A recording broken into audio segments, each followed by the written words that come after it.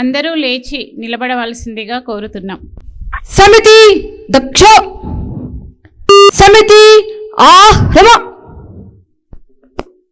అధికారుల వేదిక వద్దకు విచ్చేస్తున్నారు. వేదిక వద్ద సుశోభితంగా అలంకరించబడిన పటాలకు పుష్పార్చన చేస్తున్నారు మన అధికారులు.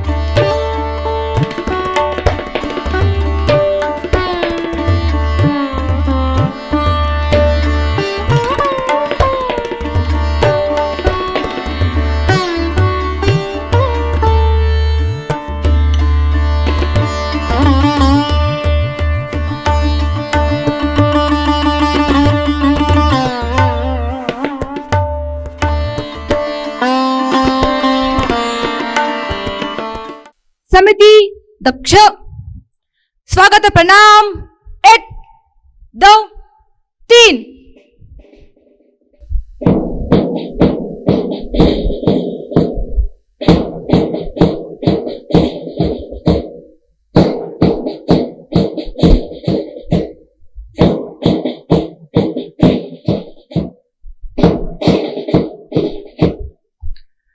समिति आह्रम, समिति दक्ष.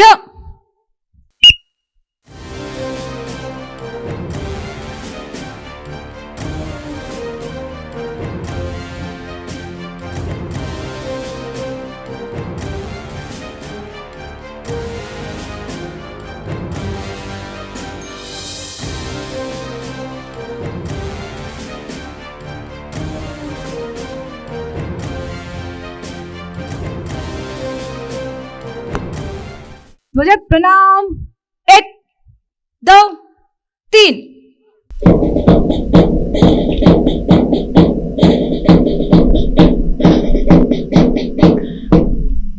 प्रार्थना. नमामो वयं मातृभू पुण्यभूस्त्वां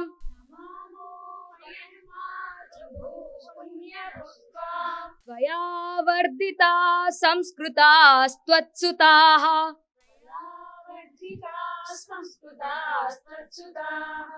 अये वत्सले मंगले हिंदुभूमे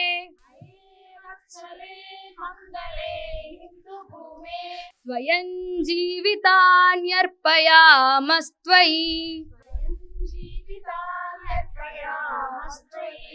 नमो विश्वशक्त्यै नमस्ते नमस्ते. त्वया निर्मितं हिन्दुराष्ट्रं महत् प्रसादात् तवैवात्र सज्जा समेत्या समालम्बितुं दिव्यमार्गं वयम् समुन्नामितं येन राष्ट्रन्न एतत् पुरो यस्य नम्रं समग्रं जगत् तदादर्शयुक्तं पवित्रं सतीत्वं प्रियाभ्यः सुताभ्यः प्रयच्छाम्बते. समुत्पादयास्मासु शक्तिं सुदिव्याम् दुराचार दुर्वृत्ति विध्वंसिनीम् पिता पुत्र भ्रातृंश्च भर्तारमेवम् सुमार्गं प्रति प्रेरयन्तीमिह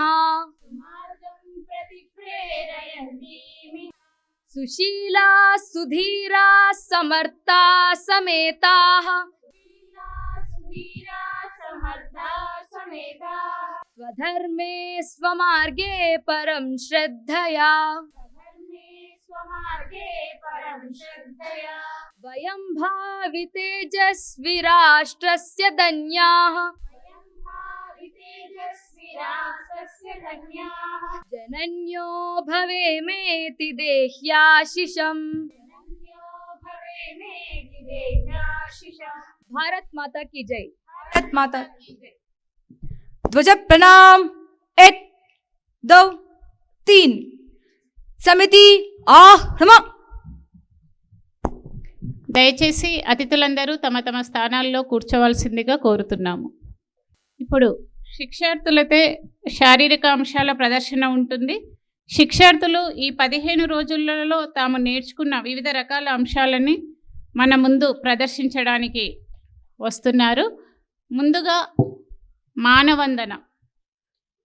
శిక్షార్థులు రాగ తాళ లయబద్ధమైన వాయిద్యాలతో అడుగులు కలుపుతూ మన గురువైన భగవద్ధ్వజానికి మానవందన చేయడానికి బయలుదేరుతున్నారు. వాహిని దక్ష యజ్ఞజ్యోతి సమాభంతం జ్ఞాన వైరాగ్య సూచకం తేజ సమృద్ధి సంకేతం నమామో భగవద్ధ్వజం. యజ్ఞగుండంలోని అగ్నికీలల వల్లే ప్రకాశిస్తూ జ్ఞానమును వైరాగ్యమును సూచిస్తూ తేజస్సును వృద్ధిని అందించే భగవద్ధ్వజానికి ప్రణమిల్లడానికి వస్తున్నారు మన సేవికలు.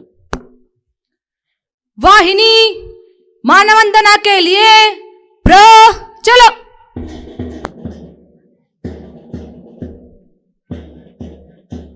ఈ అరుణధ్వజ కిరణ ఛాయల్లో మానవందనకు బయలుదేరారు మన సేవికలు.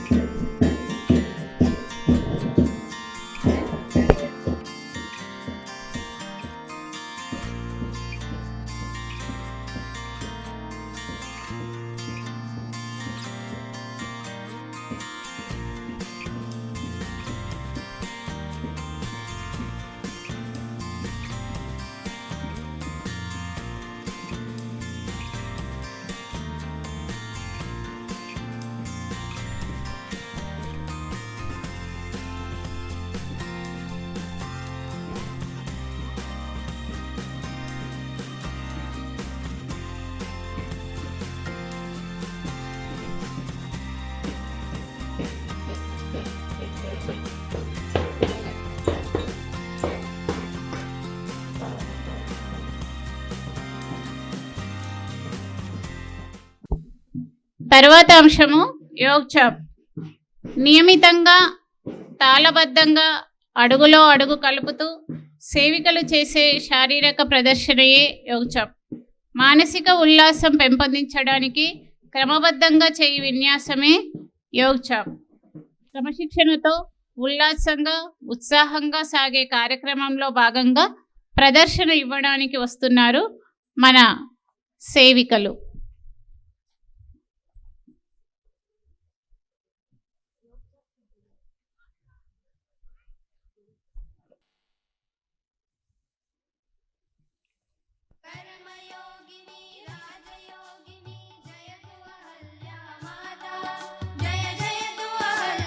माता जय जय तू अहल्या माता युगो युगो तक अमर रहेगी यश कीर्ति की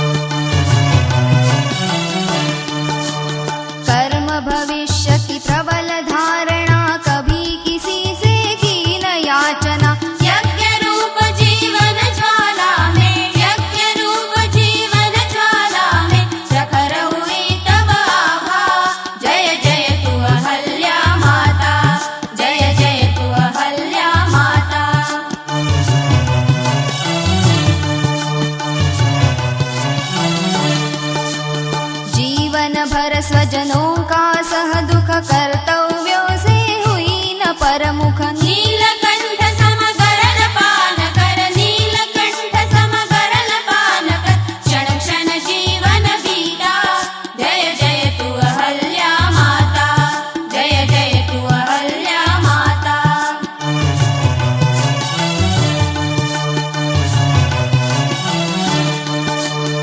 अन्न छत्र धर्मार्थ चलाए मंदिर घाट कुए खुदवाए परात सुख जीवन हो सार्थक परात सुख जीवन हो सार्थक दिव्य चरित्र की गाथा जय जय तू अहल्या माता जय जय तू अहल्या माता हे कर्म योगिनी राज योगिनी जय तू अहल्या माता जय जय तू अहल्या माता जय जय तू अहल्या माता युगो युगो तक अमर रहेगी यश कीर्ति की गाथा जय जय तू अहल्या माता जय जय तू अहल्या माता जय जय तू अहल्या माता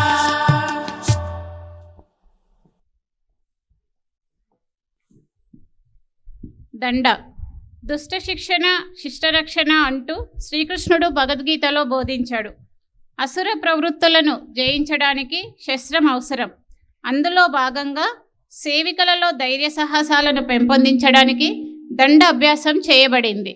ఈ దండ ప్రదర్శన ఇవ్వడానికి ముందుకొస్తున్నారు మన సేవికలు.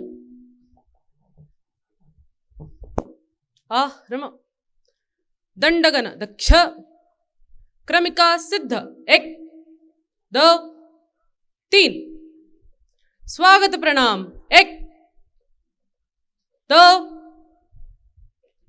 3 4 प्रहार सिद्ध 1 2 प्रहार प्रक्रम प्रहार अपक्रम क्रमिका सिद्ध 1 2 द्विमुखी 1 2 3 4 5 6 7 8 9 10 स्वस्थ सिद्ध प्रयोग 1 क्रमशः 1 1 2 3 1 2 3 4 2 1 2 3 1 2 3 4 3 1 2 3 1 2 3 4 4 1 2 3 1 2 3 4 स्वस्थ सिद्ध क्रमिका 3 क्रमशः 1 1 2 3 1 2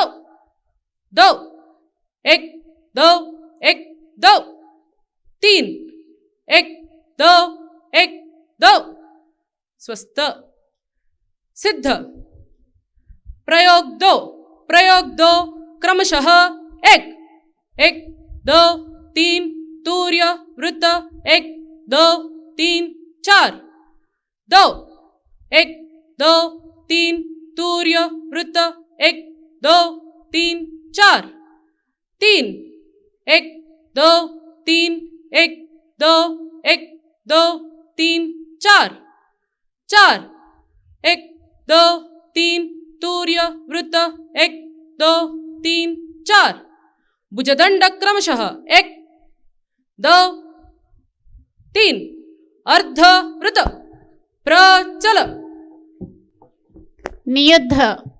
నియుద్ధ అనగా నిశస్త్ర యుద్ధం. శస్త్రం లేకుండా శరీరాన్ని ఆయుధంగా సంరక్షణ చేసుకునే ఈ విధానం మొదట మన దేశంలోనే వికసించింది. వేదకాలం నుండి మల్ల యుద్ధ ప్రదర్శనగా ప్రసిద్ధి చెందింది. దీన్నే మనం కరాటే అంటాం. చేతితో సమాప్తం చేయడం అని అర్థం. బౌద్ధ భిక్షువులు ధర్మ ప్రచారం కోసం పర్యటించే సమయంలో ఆత్మరక్షణార్థం ఉపయోగించిన యుద్ధ విద్య.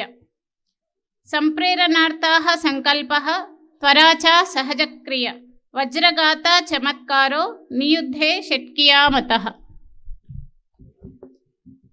दक्ष क्रम दक्ष नियुद्ध सिद्ध मुष्टि प्रहार सिद्ध 1 2 मुष्टि पुष्टि सिद्ध प्रकार 1 1 2 1 2 1 2 1 2 प्रकार 2 1 2 1 2 1 2 प्रकार 3 1 2 1 2 1 2 1 2 स्वस्थ सिद्ध द्वंद्व योग 1 2 3 1 2 3 1 2 3 1 2 3 स्वस्थ पूर्वज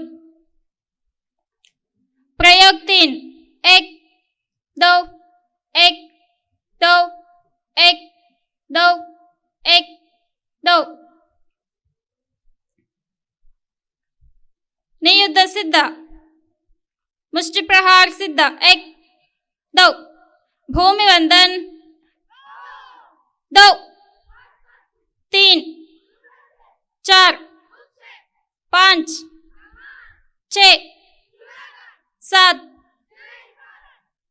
स्वस्थ सिद्ध प्रयोग 4 1 2 3 1 2 3 1 2 3 1 2 3 स्वस्थ दक्ष अर्ध वृत 1 2 प्राचल త్వాం దుర్గాం దశశస్త్రధారణకరాం అంటూ మన సేవికలు ఎస్టి ప్రదర్శనకు సిద్ధమవుతున్నారు. ఆత్మరక్షణ కోసం అందరికీ అందుబాటులో ఉండే చిన్న కర్ర వంటి శస్త్రాన్ని ప్రదర్శించే యుద్ధ కళే షష్ఠి. బ్రిటిష్ సైన్యం గ్రామాల్లోకి చొరబడి అరాచకం సృష్టిస్తున్నప్పుడు వాళ్ళని ఎదుర్కొనడానికి అక్కడి వారిచే ఉపయోగించబడినటువంటి అందరూ సులభంగా నేర్చుకోగల గ్రామీణ యుద్ధ కళ షష్ఠి. సేవికలలో ఆత్మస్థైర్యాన్ని పెంపొందిస్తూ శక్తియుక్తులను ప్రోత్సహించే ఎస్టి ప్రదర్శనను తిలకిద్దాం. दक्ष एसटी सिद्ध 1 2 प्रयोग 1 1 1 2 3 4 5 6 प्रयोग 2 1 2 3 4 5 6 प्रयोग 3 स्वस्थ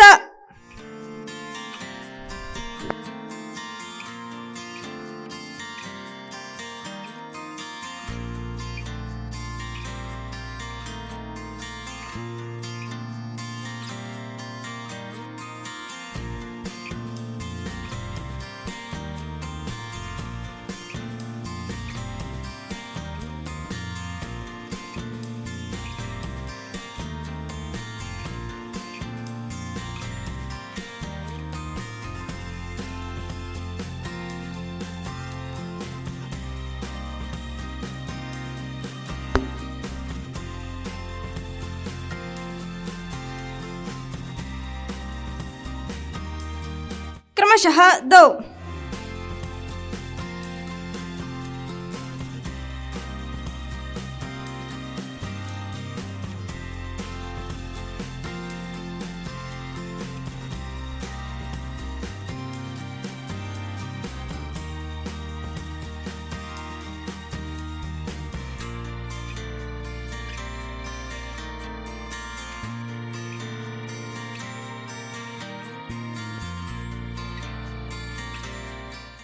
दक्ष प्रयोग 4 1 2 3 4 5 6 1 2 3 4 5 6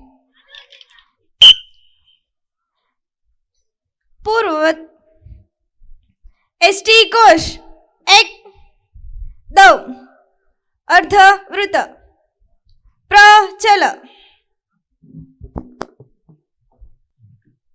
సేవికలందరూ అడుగులో అడుగు కలుపుతూ ఘనసమత ప్రదర్శించడానికి సిద్ధమవుతున్నారు. సమాజంలో అందరినీ కలుపుకొని పోవడం, అందరితో కలిసిపోవడం అభ్యాసం చేస్తున్నారు. कदम कदम बढ़ाए जा साधना की राह पर, त्याग की मशाल ले जिंदगी की ताह पर.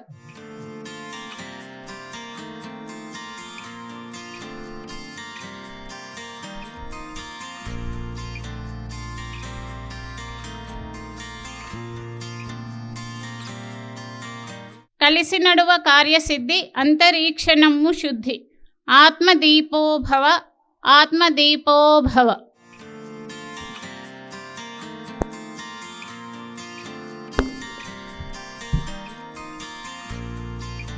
मित काल 1 2 1 2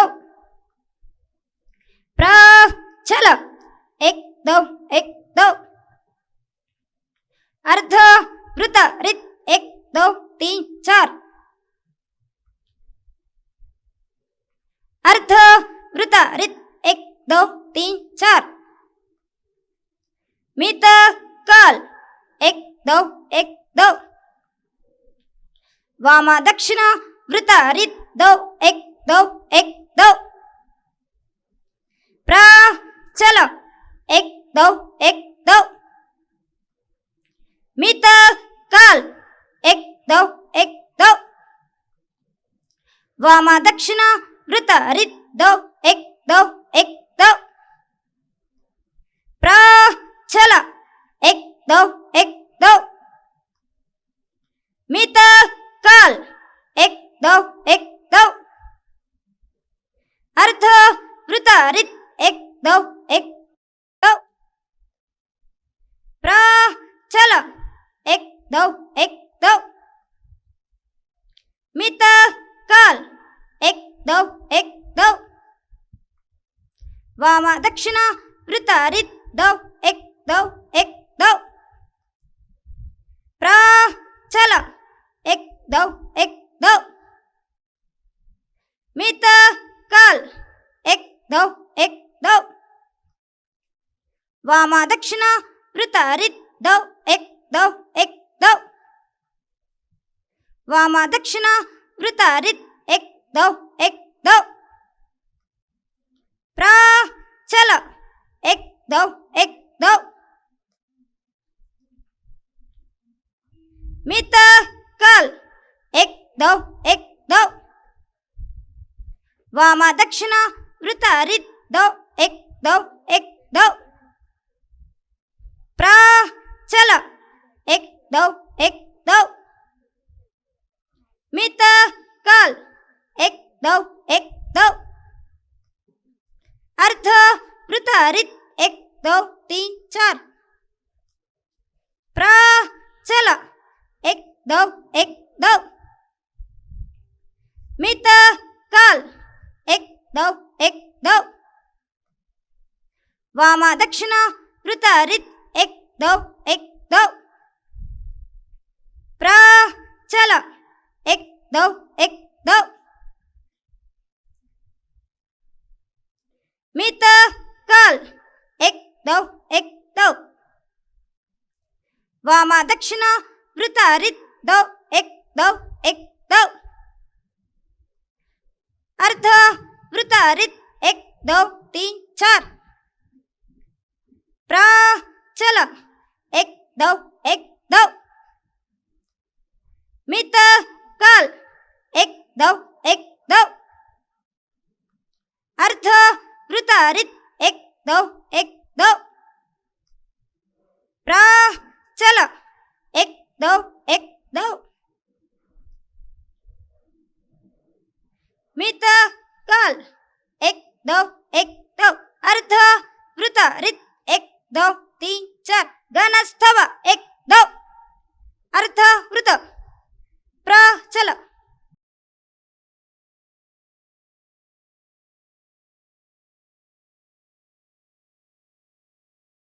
ఏకరూపతను దర్శింపచేసే సాధన వ్యాయామ్ యోగ్. ఈ శారీరక విన్యాసం అందరినీ అబ్బురపరుస్తుంది. కృతిలో, గతిలో, మతిలో ఏకరూపతను సాధించడానికి అభ్యసించే విన్యాసాలు ఈ వ్యాయామ్ యోగులో చూసి మనమందరం ఆనందిద్దాం.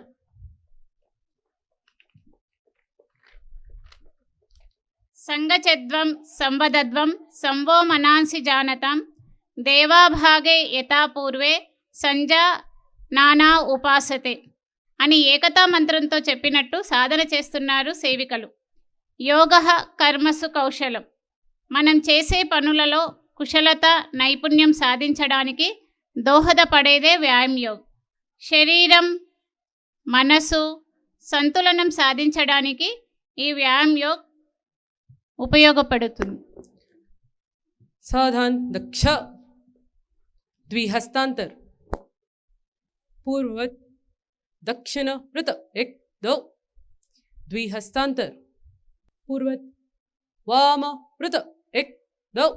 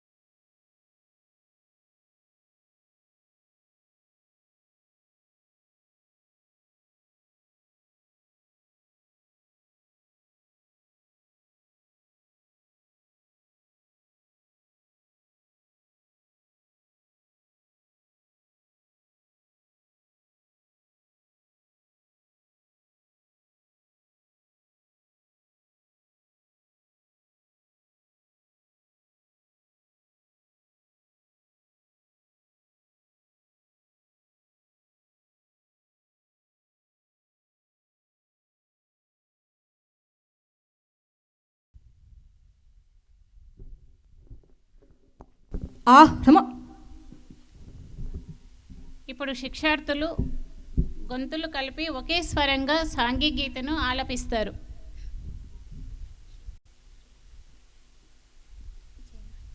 వందనీయ జననీయ భారతావని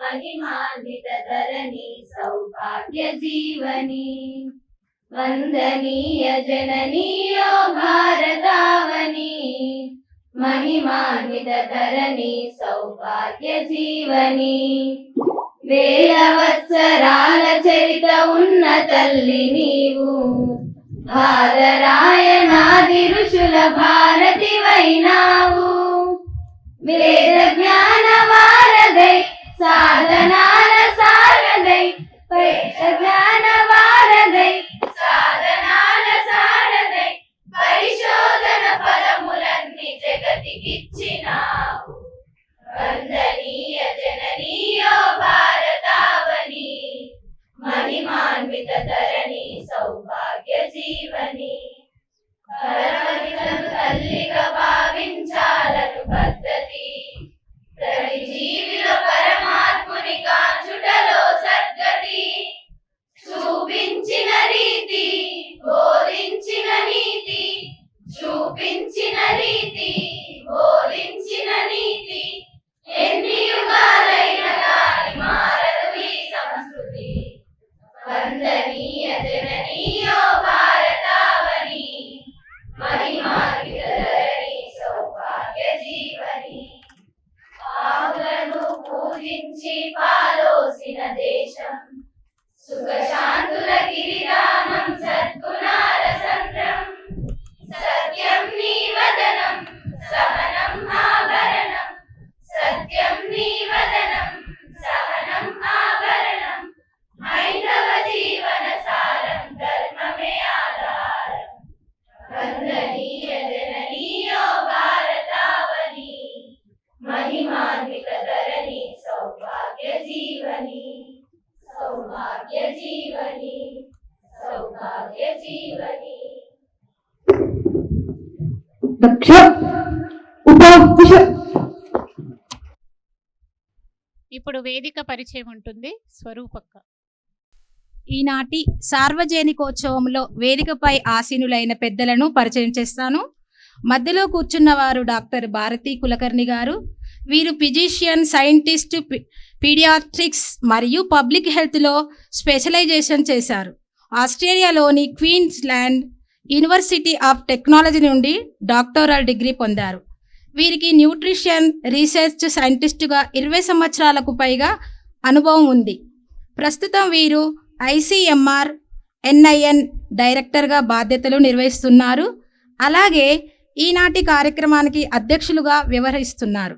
వీరిని శ్రీఫలంతో సత్కరించాల్సిందిగా మాననీయ డాక్టర్ లీనా గహానే గారిని కోరుచున్నాను.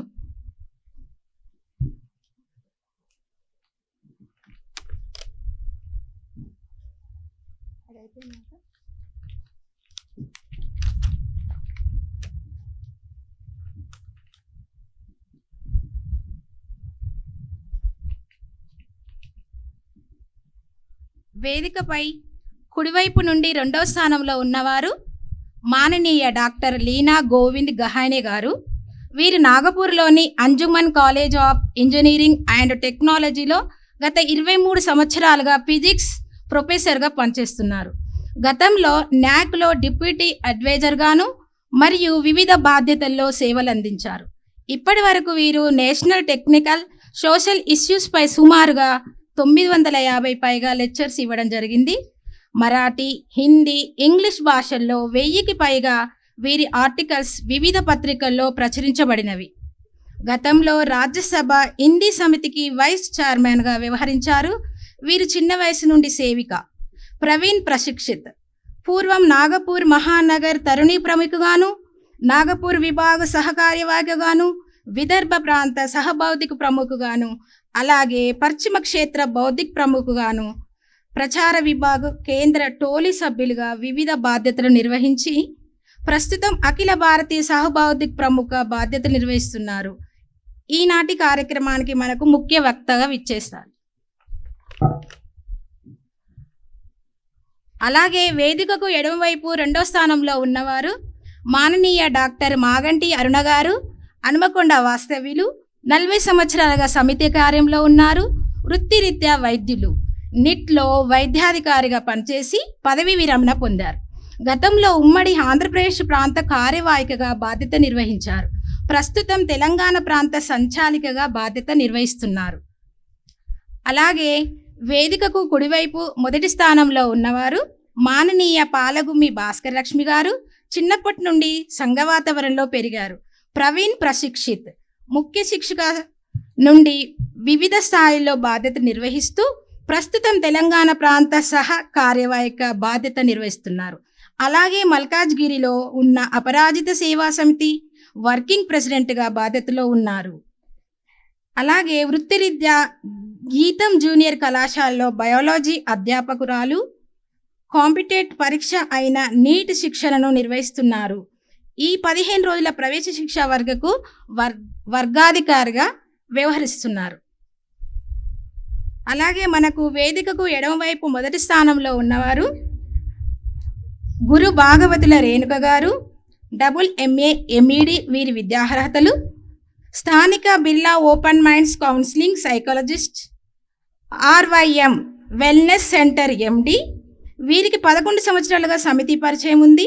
ప్రవీణ్ ప్రశిక్షిత్ దిల్సుఖ్ నగర్ బాగ్ సహకార్యవాహికగా బాధ్యత నిర్వహిస్తూ గత 7 రోజులుగా నిర్వహిస్తున్నటువంటి విశేష గృహిణి వర్గకు వర్గాధికారిగా వ్యవహరిస్తున్నారు. మాననీయ శ్రీపాద రాధక్క గారు, వీరిది సంఘ కుటుంబం, భాగ్యనగర్ వాస్తవ్యులు. వీరు ప్రభుత్వ పాఠశాలలో ప్రధానోపాధ్యాయునిగా పనిచేసి స్వచ్ఛంద పదవీ విరమణ చేశారు.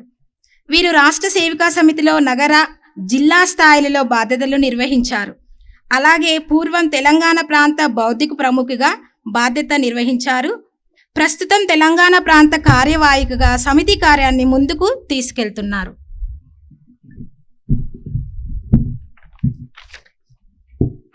ఇప్పుడు వర్గ నివేదికను అందజేయవలసిందిగా మాననీయ భాస్కర లక్ష్మక్క గారిని కోరుతున్నాను.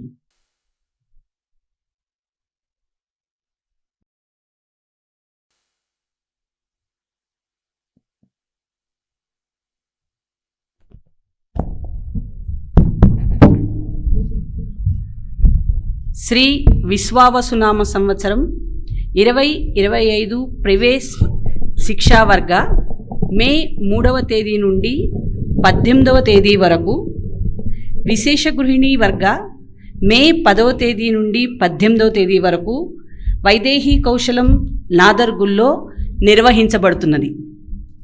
ఈ ప్రవేశ శిక్షా వర్గకు 9 భాగ్లు 21 జిల్లాల నుండి 102 మంది శిక్షార్థులు పాల్గొన్నారు. ఈ వర్గలో డిగ్రీ, బీటెక్ శిక్షార్థులు, ఉపాధ్యాయునులు కూడా పాల్గొన్నారు. విశేష గృహిణి ప్రథమలో 13 జిల్లాలు 20 స్థానాల నుండి 26 మంది శిక్షార్థులు పాల్గొన్నారు. విశేష గృహిణి వర్గ ద్వితీయలో 10 జిల్లాలు 12 స్థానాల నుండి 12 మంది శిక్షార్థులు పాల్గొన్నారు. ఈ వర్గాలలో 17 మంది శిక్షికలు, 25 మంది ప్రబంధికలు కూడా పాల్గొన్నారు. ఈ శిక్షణా వర్గాలలో శారీరక, మానసిక, బౌద్ధిక వికాసం కోసం వివిధ అంశాలలో శిక్షణ ఇవ్వడం జరిగింది. శారీరక ప్రశిక్షణలో భాగంగా దండ, నియుద్ధ, ఎస్టీ మొదలైన అంశాలలో శిక్షణ ఇవ్వబడింది. మానసిక సంతులనం మరియు దృఢత్వం కోసం యోగాభ్యాసం తీసుకోబడింది. బౌద్ధిక్ వికాసం దృష్ట్యా శిక్షార్థులకు వివిధ అంశాలలో బౌద్ధికులు, చర్చలు, గోష్ఠీలు, కథలు నిర్వహించబడినవి. వందే మాతరం, ప్రాచీన హిందూ రాష్ట్రం, పంచ పరివర్తన్ మొదలైన అంశాలపై జ్యేష్ఠ కార్యకర్తల మార్గదర్శనం లభించింది. మీరాబాయి, అహల్యాబాయి హోల్కర్, పరమపూజ్య డాక్టర్ జీ, సుందరకాండ మొదలైన కథలను చెప్పడం జరిగింది. ఈ శిక్షణలో భాగంగా నిర్వహించబడిన చర్చ, గోష్ఠి మరియు కార్యశాలల్లో శిక్షార్థులు చాలా ఉత్సాహంగా పాల్గొన్నారు. కాశ్మీర్లోని పహల్గాంలో హిందువులపై జరిగిన ఉగ్రవాద దాడులకు ప్రతిగా మే 7వ తేదీన పాకిస్తాన్లోని 9 ఉగ్రవాద స్థావరాలపై ఆపరేషన్ సింధూర్ విజయోత్సవంలో భాగంగా ఈ వర్గలో అఖండ భారత్ పటం వేసి అలంకరణ చేసి అష్టాదశ శక్తిపీఠాలను గుర్తించి దీపాలను వెలిగించడం జరిగింది. ఈ కార్యక్రమంలో శిక్షార్థులందరూ వందే మాతరం నినాదాలతో ఉత్సాహంగా పాల్గొన్నారు. 16వ తేదీ సాయంత్రం బడంగ్పేట్ పురవీధులలో 200 మంది పూర్ణ గణవేష్ధారి సేవికలతో శోభాయమానంగా పదసంచలన్ నిర్వహించబడింది. స్థానిక ప్రజలు భగవద్ధ్వజానికి పూలతో స్వాగతం పలికారు. 17వ తేదీన సాయంత్రం మైదానంలో 4 భగవద్ధ్వజాలతో 4 శాఖల సంగమం జరిగింది. ఈ వర్గలో అఖిల భారతీయ అధికారులు ప్రముఖ కార్యవాహిక మాననీయ అన్నదానం సీతాగాయత్రి గారు, అలాగే దక్షిణ మధ్యక్షేత్ర కార్యవాహిక మాననీయ జంధ్యాల సావిత్రి గార్ల మార్గదర్శనం శిక్షార్థులకు లభించింది. ఈనాటి ఈ సార్వజనికోత్సవంతో ప్రవేశ్ మరియు విశేష గృహిణి శిక్షా వర్గాలు సుసంపన్నమవుతున్నాయి. ఈ స్ఫూర్తితో సేవికలందరూ ప్రాంతంలోని తమ తమ క్షేత్రాలలో సమితి కార్యంలో నిమగ్నులవుతారని ఆశిస్తున్నాం.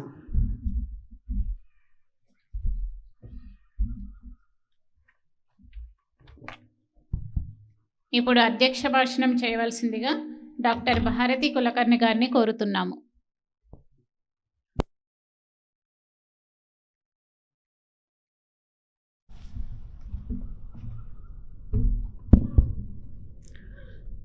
परम आदरणीय भगवा ध्वज, मंच पर उपस्थित अधिकारीगण, उपस्थित अतिथिगण और सारी सेविकाएं, मुझे आज यहाँ बुलाने के लिए बहुत बहुत धन्यवाद। ये एक बहुत खुशी मुझे महसूस हो रही है ये सब से, आपका प्रशिक्षण का जो आपने प्रदर्शन किया वो देखते हुए मैंने देखा है कि कैसी आपकी शारीरिक, मानसिक, बौद्धिक विकास के लिए यहाँ कार्यक्रम 15 दिन आप सब ने शामिल होके किया है। और ये मुझे लगता है कि आज के इसमें ये बहुत बड़ी बात है।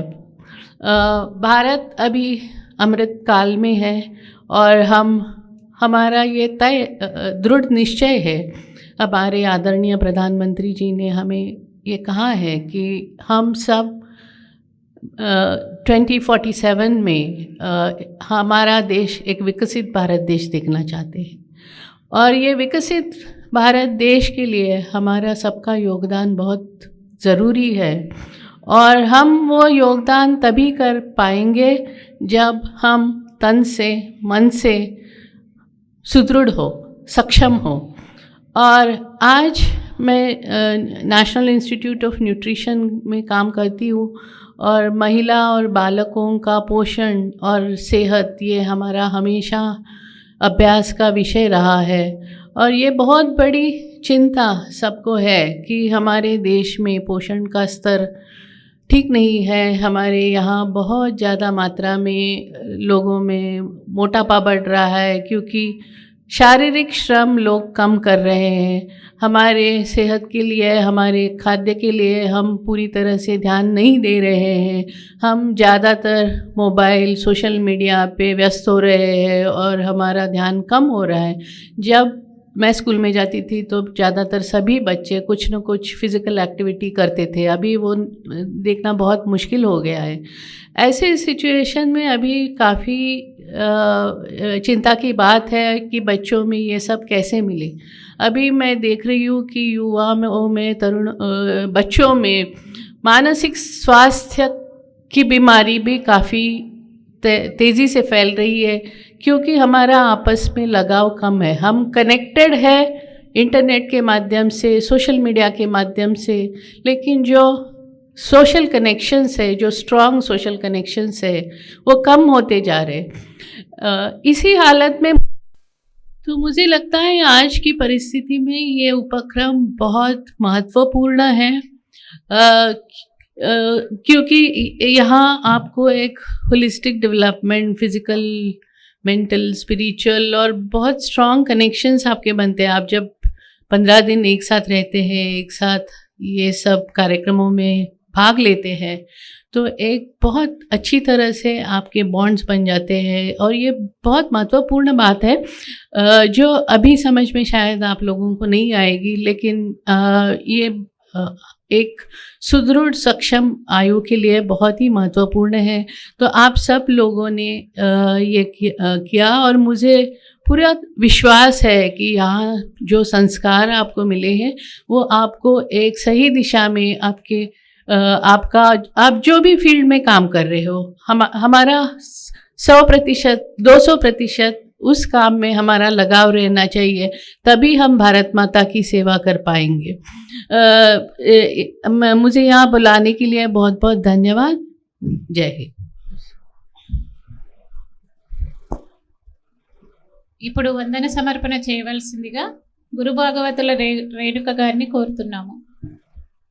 మన ఈ ప్రవేశ్ మరియు విశేష గృహిణి వర్గాలకు నివాసానికి భవనాలు ఇచ్చిన వైదేహి కౌశల్ వారికి రాష్ట్ర సేవికా సమితి తరపున హృదయపూర్వక ధన్యవాదములు. అన్ని విధాలుగా కరెంట్, జలము, శుచి, శుభ్రతలో సహకరించిన వాళ్ళు అందరికీ ధన్యవాదములు. పథ సంచలనలో సహకరించిన సంఘ బంధువులు, మీడియా వారికి, ఈ కార్యక్రమం మొత్తం ప్రత్యక్ష ప్రసారం ఇస్తున్న జాగృతి యూట్యూబ్ ఛానల్ వారికి హృదయపూర్వక ధన్యవాదములు.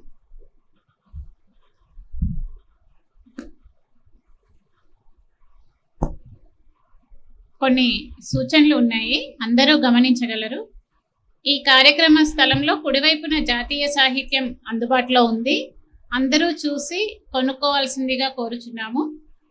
కార్యక్రమం అనంతరం శిక్షార్థులు వర్గాధికారి అనుమతి తీసుకున్న తర్వాతే ఇక్కడి నుండి వెళ్ళవలసి ఉంటుంది. తల్లిదండ్రులు ఈ విషయాన్ని గమనించగలరు. ఇప్పుడు వైయక్తి గీత్ భార్గవ్.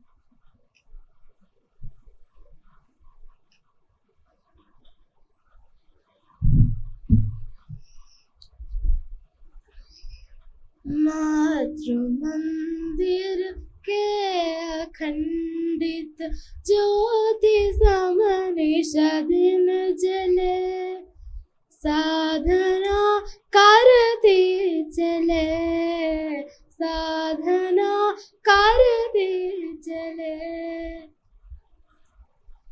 साधना से सिद्धि तक लंबा सफर, लंबी डगर पार कर लेंगे सभी को, आत्म में विश्वास भर, ध्येय निष्ठा धारणा दृढ़, कोटि पग प्रतिपल बढ़े, साधना करती चले, साधना करती चले। हम नए युग में नए निर्माण का संकल्प लेंगे, राष्ट्रघातों भोगवादी शक्तियाँ फिर चूर्ण होंगी, परम वैभव पूर्ण भारत कामना करती चले, साधना करती चले, साधना करती चले। एक माँ के सृष्ट अंचल से सुपोषिता सर्वजन, हिंदू दे हम हिंदू है हम, एक सबके हृदय मन, एक हिंदू राष्ट्र अपना भावना भरती चले, साधना करती चले, साधना करती चले। मातृ मंदिर के अखंडित ज्योति समनिशा दिन जले, साधना करती चले, साधना करती चले।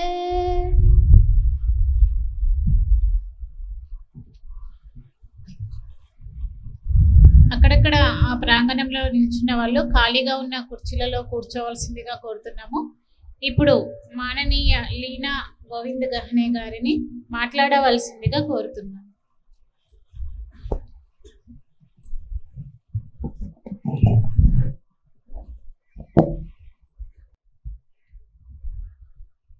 नीतिं प्रति प्रेरयति हसेयं, नित्यं च सत्यं सुज्ञानमस्य, या पाठयत्या शुचकर्मनिष्ठा सा वंदनीया मम मातृभूमि मम मातृभूमि।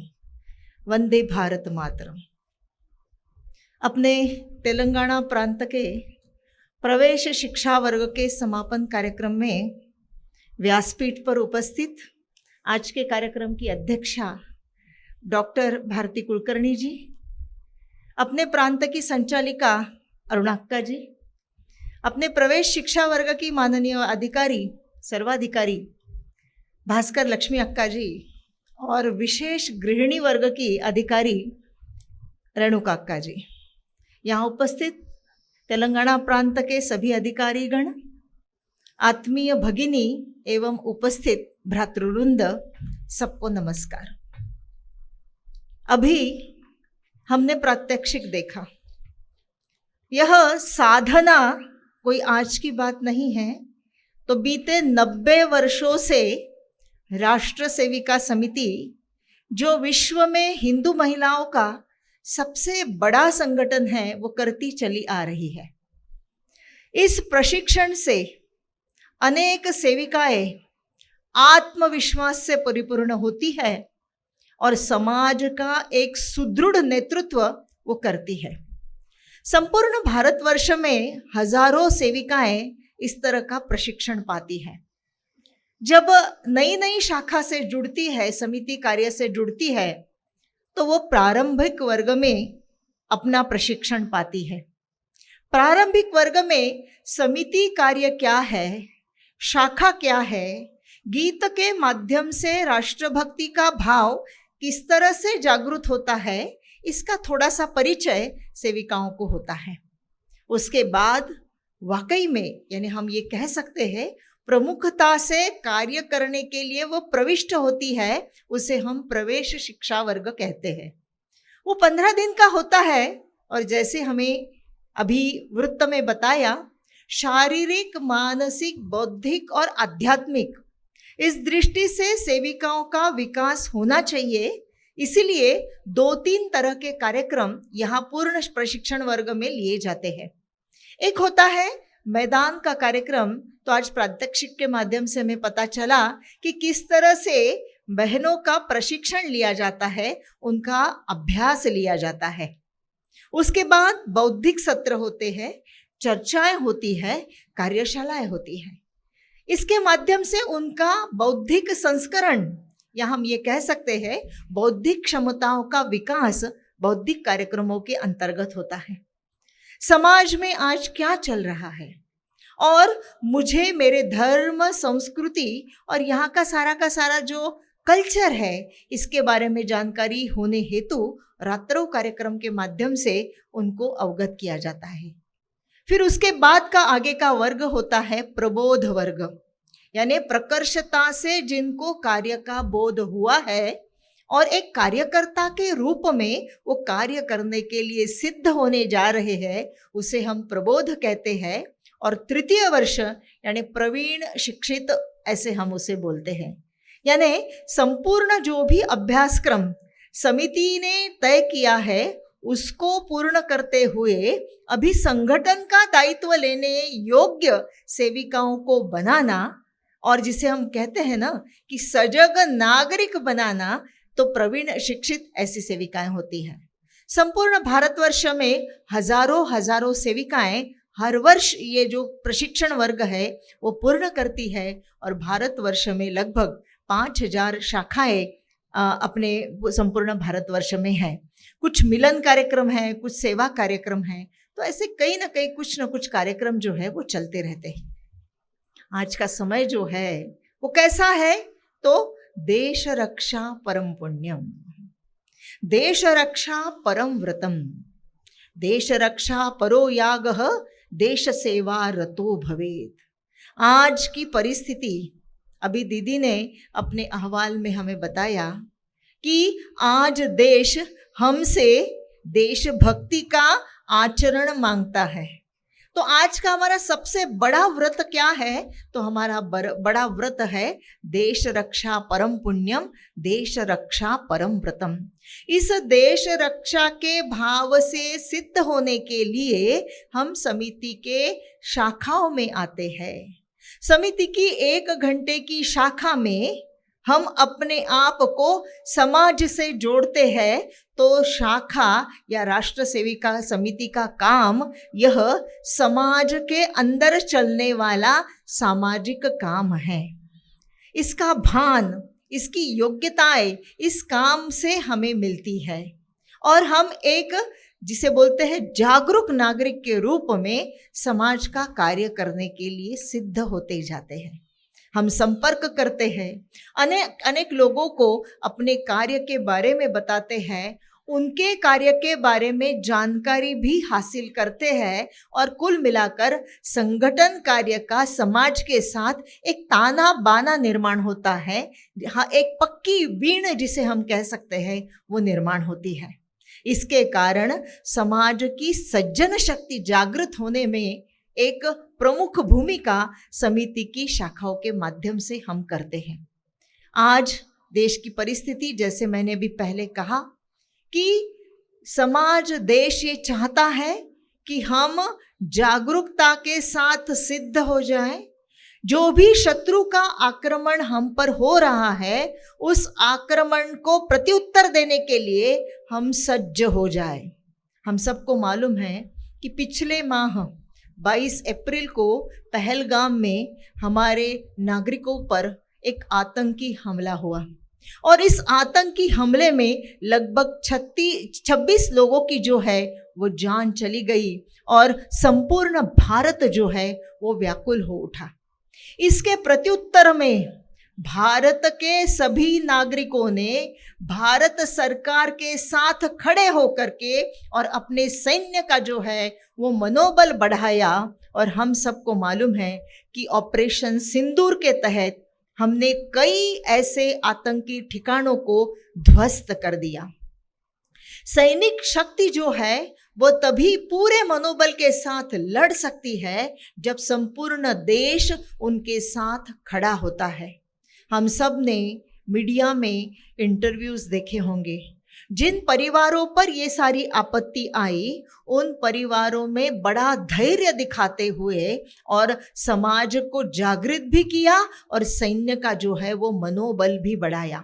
इस सिंदूर ऑपरेशन की जो 2 प्रमुख लीडर्स हैं वो अपनी महिलाएं हैं और बहुत चतुराई के साथ और बिल्कुल जिसे बोलते हैं ना सजग लीडरशिप के साथ उन्होंने इस सिंदूर ऑपरेशन को जो है वो कामयाबी दिलाई है। लेकिन केवल सिंदूर ऑपरेशन यह प्रत्युत्तर, आतंक का प्रत्युत्तर के रूप में हमें नहीं देखना चाहिए, क्योंकि हमारी मनीषा है कि हमें अखंड भारत की अनन्य भक्ति करनी है। क्योंकि आसिंधु सिंधु पर्यंता यस्य भारत भूमिका पुण्य भू पुत्र भूश्चैव सवैर हिंदू रीति स्मृता। हमारी पहचान है हमारी भारत भूमि, ये राष्ट्र।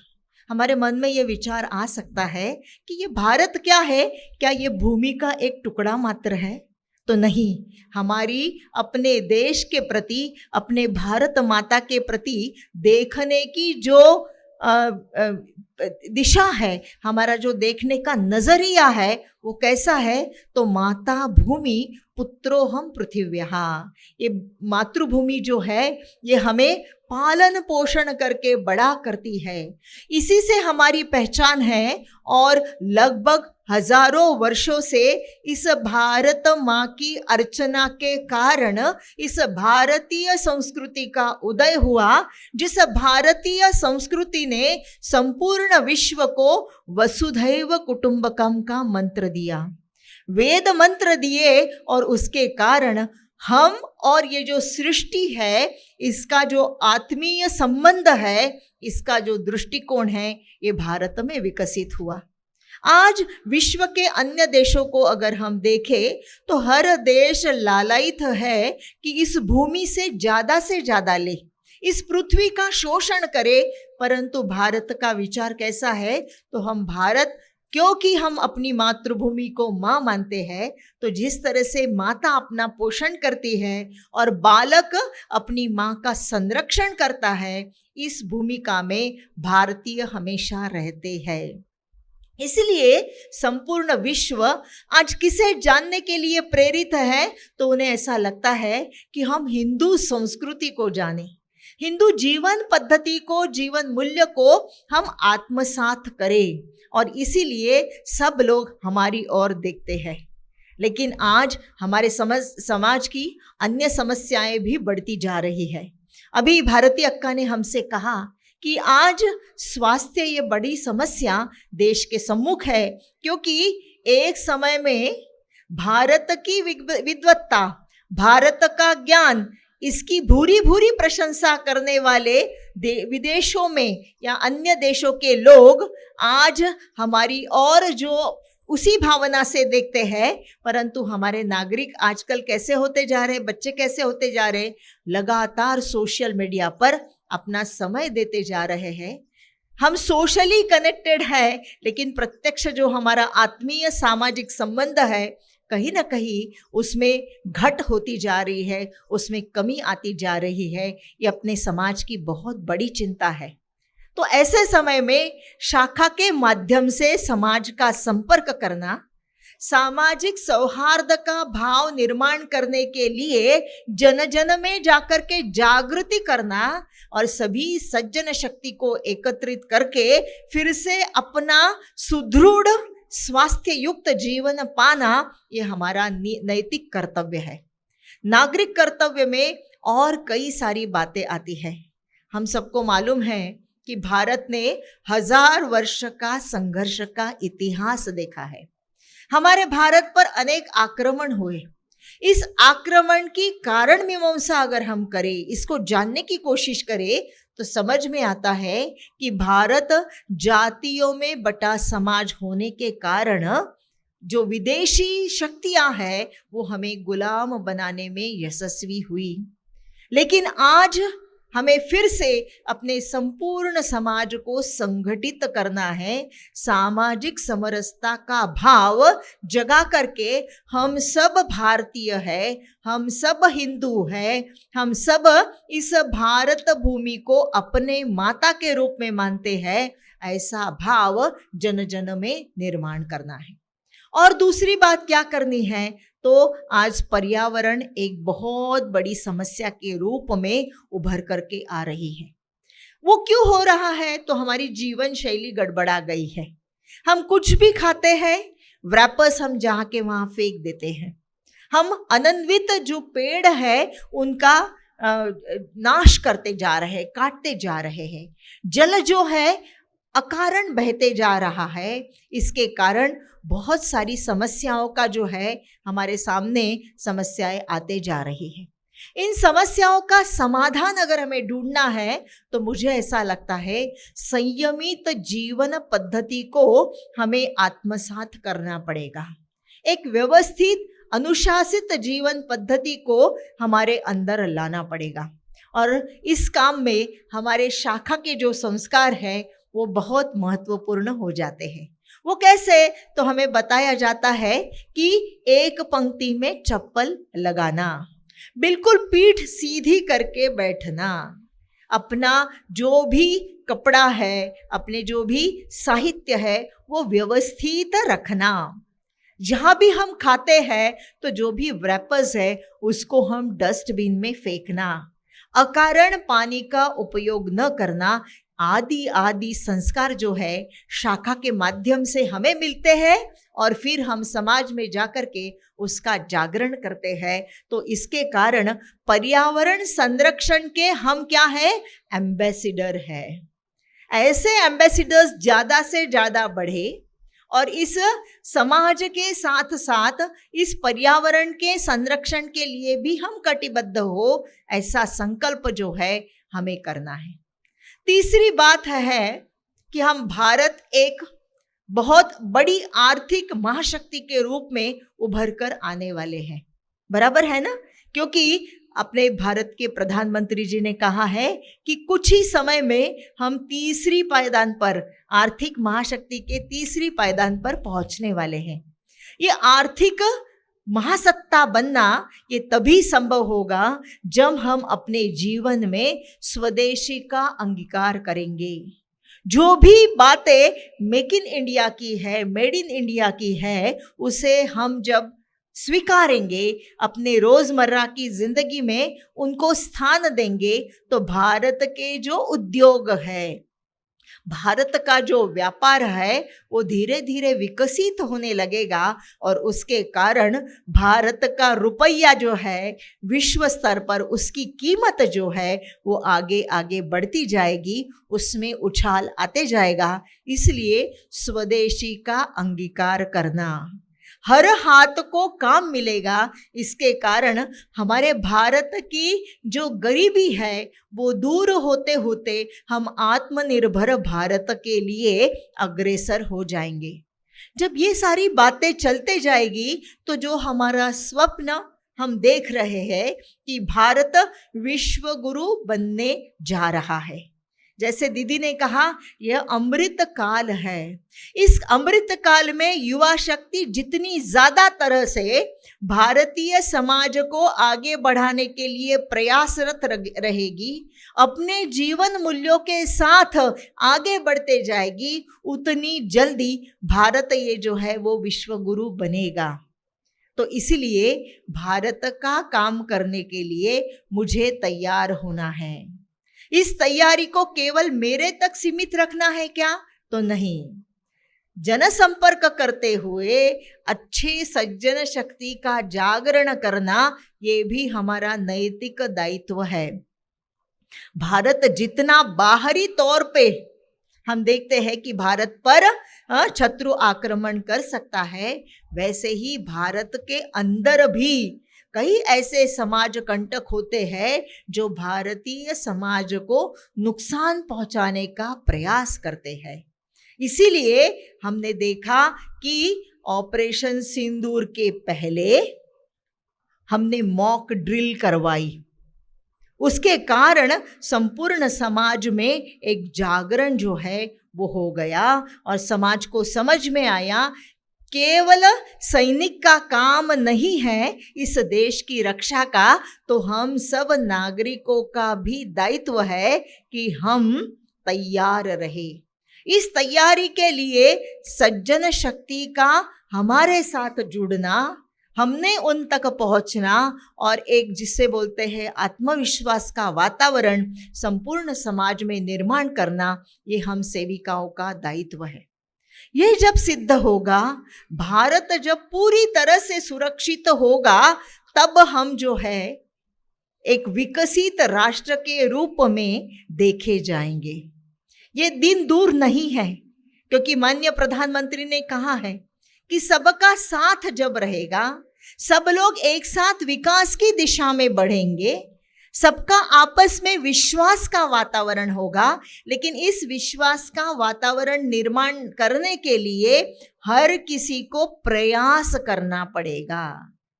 वयं भावी तेजस्वी राष्ट्रस्य धन्याः जनन्यो भवेमेति देहि आशीषम। मुझे इस भारत के तेजस्वी हिंदू राष्ट्र के लिए जो बन पड़ता है, हे मातृभूमि, हे विश्व शक्ति, तुम मुझे आशीर्वाद दो कि मैं ऐसी जननी बनूं। ये आशीर्वाद शाखा की प्रार्थना से हम मांगते हैं। तो केवल अपने परिवारों की देखरेख करना यहाँ तक हमारा दायित्व सीमित नहीं है, तो ये जो समाज परिवार है इसकी भी चिंता करना, हमारे समाज के युवा शक्ति को सही दिशा दिखाना, उन पर अच्छे संस्कार देने के विविध कार्यक्रमों की योजना करना, ये हमारा एक जननी के रूप में दायित्व है।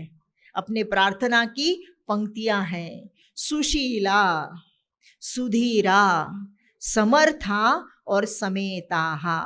हमें सुशील बनना है, हमारा चरित्र जो है दूसरों को आचरणीय लगना चाहिए, लोगों का ऐसा लगना चाहिए कि ये जो समिति की सेविकाएं हैं, इनके व्यवहार जैसे हमारा व्यवहार हो। ये कहाँ से सीखती है इतनी अच्छी अच्छी बातें? हमें भी उस संगठन से जुड़ना है, ऐसा आदर्श हमें प्रस्तापित करना है। सुशीला, फिर सुधीर बनना है। इसके कई उदाहरण अपने समाज के इतिहास के महिलाओं ने दिखाए हैं।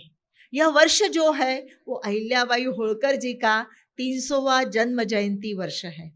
अगर हम अहिल्याबाई होळकर जी के जीवन को देखें, उनके पुस्तकों को, उनके बारे में जीवन चरित्र को अगर हम पढ़े तो हमें समझ में आता है कि अहिल्याबाई होळकर जी ये केवल अपने परिवार की माता नहीं थी, तो अपने राज्य के माता के रूप में वो उभर करके आई। उन्होंने इतने विकास के काम किए, अनेक धर्मस्थलों को उन्होंने पुनर्जीवित किया, अनेक धर्मशालाएं निर्माण की, अनेक जगहों पर पानी के घाट निर्माण किए। इसके कारण अहिल्याबाई केवल राजमाता नहीं रही, तो वो लोक माता बन गई। एक धैर्य के साथ, एक पूर्ण शक्ति के साथ उन्होंने अपना राज्य कारभार जो है वो चलाया, और बहुत समर्थता से चलाया। जब हमारे अंदर आत्मविश्वास आ जाता है तो एक सामर्थ्य हमारे अंदर निर्माण हो जाता है।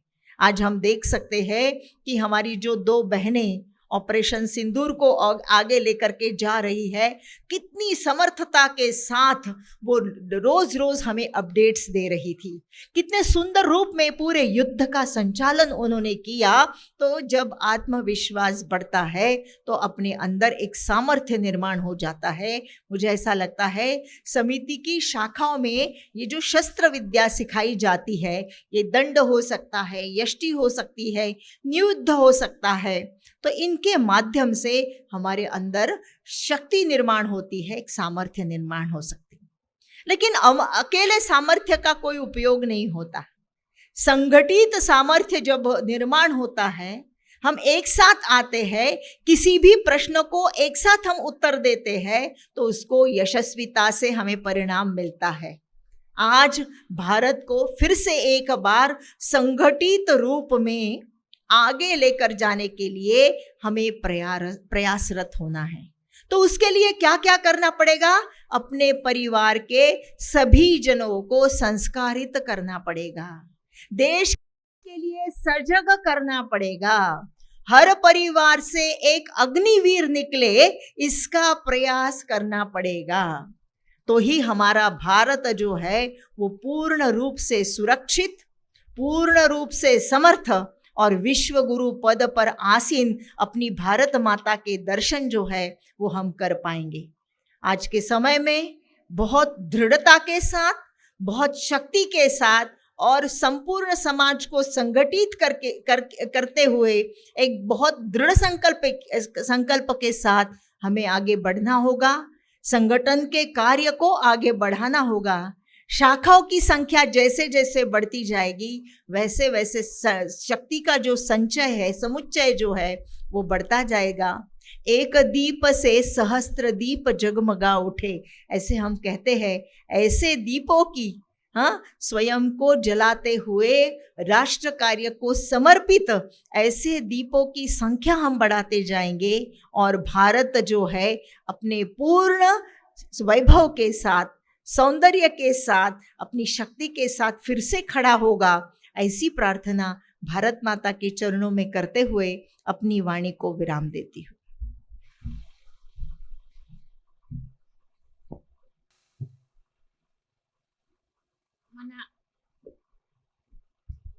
మన ఆహ్వానాన్ని మన్నించి ఈనాటి కార్యక్రమానికి అధ్యక్షులుగా విచ్చేసి తమ అమూల్యమైన సందేశాన్ని అందించిన మాననీయ డాక్టర్ భారతి కులకర్ణి గారికి రాష్ట్ర సేవికా సమితి తెలంగాణ ప్రాంతం తరఫున హార్దిక ధన్యవాదాలు తెలియజేస్తున్నాం. ప్రవేశ శిక్షా వర్గ మరియు విశేష గృహిణీ వర్గాలను విజయవంతంగా నిర్వహించుకొనుటకు అత్యంత సౌకర్యవంతమైన వైదేహీ కౌశలం విద్యాభారతి విజ్ఞాన కేంద్రాన్ని కేటాయించి సహకరించిన యాజమాన్యానికి మా హృదయపూర్వక ధన్యవాదాలు. మే 16వ తేదీ శుక్రవారం నాడు జరిగిన దివ్య భవ్య పథ సంచలనంకు రక్షణ వ్యవస్థను ఏర్పాటు చేసిన పోలీస్ శాఖ వారికి మా మనఃపూర్వక కృతజ్ఞతలు. వర్గ విశేషాలను, వార్తలను తమ ప్రింట్ అండ్ ఎలక్ట్రానిక్ మీడియా ద్వారా సమాజంలోకి తీసుకెళ్తూ మీడియా సోదరులైన పాత్రికేయులకు హార్దిక ధన్యవాదాలను తెలియజేస్తున్నాం. వర్గ నిర్వహణలో ఆద్యాంతం మా వెన్నంటి ఉండి సర్వవిధ సహకారాన్ని అందించిన సంఘ పరివార బంధువులకు మా ఆత్మీయ కృతజ్ఞాంజలిని సమర్పిస్తున్నాను. ఈ కార్యక్రమంలో పాల్గొని విజయవంతం చేసిన ఈ కాలనీ వాసులకు, బంధువులకు, శిక్షార్థులకు అందరికీ ప్రత్యేక ధన్యవాదాలు తెలియజేస్తున్నాం. ఈ కార్యక్రమ చివరి అంకమైనటువంటి దశకు వచ్చేసాము. ఇప్పుడు ధ్వజావతరణ ఉంటుంది. దయచేసి అతిథులందరూ నిలబడగలరని మనవి. समिति नम समिति दक्ष ध्वज प्रणाम 1 2 3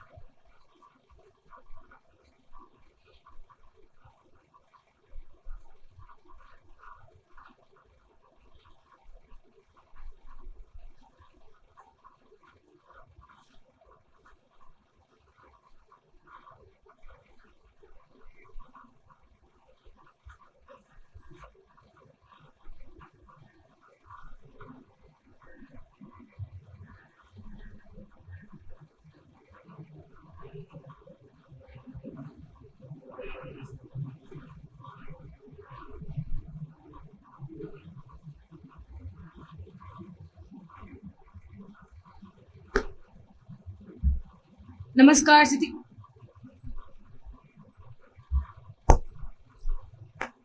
वन्दे मातरम् वन्दे मातरम् सुजलां सुफलां मलयज शीतलां सस्यश्यामलां मातरम् वन्दे मातरम् शुभ्रज्योत्स्ना पुलकितयामिनी पुल्लकुसुमिता द्रुमदलशोभिनी सुहासिनी सुमधुरभाषिणी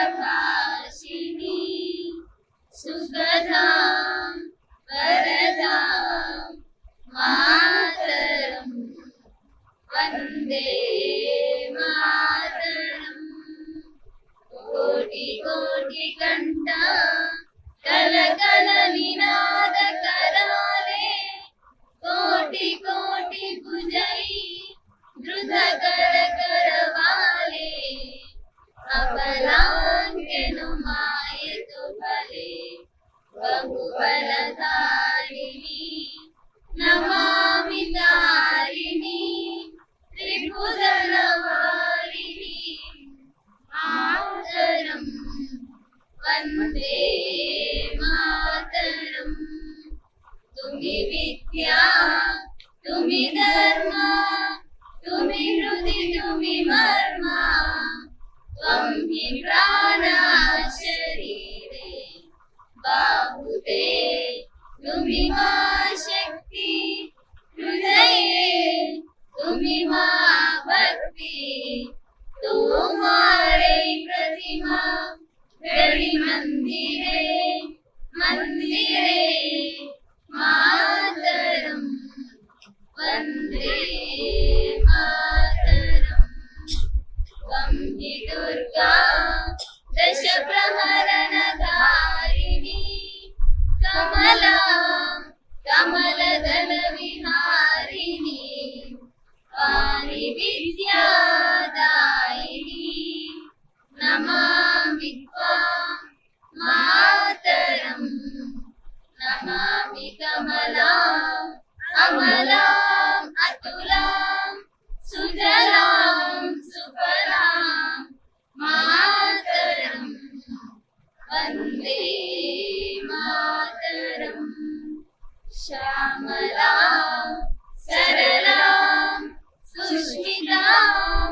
भूषिता धरणी धरणी मातरम वंदे मातरम वंदे मातरम।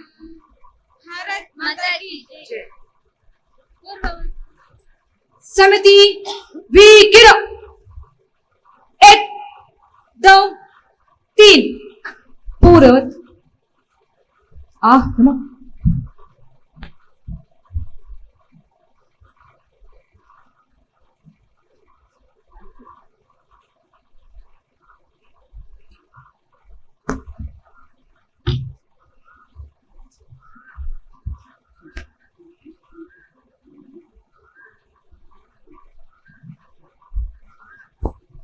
ఇంతటితో కార్యక్రమం ముగిసింది.